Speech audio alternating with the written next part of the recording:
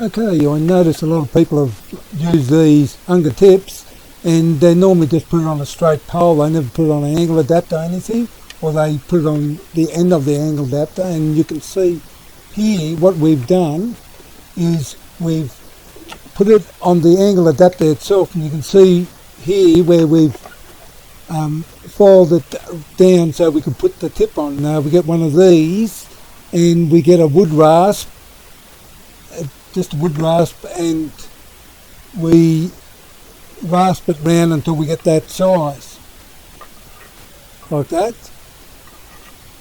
So all you have to do now is just put it on.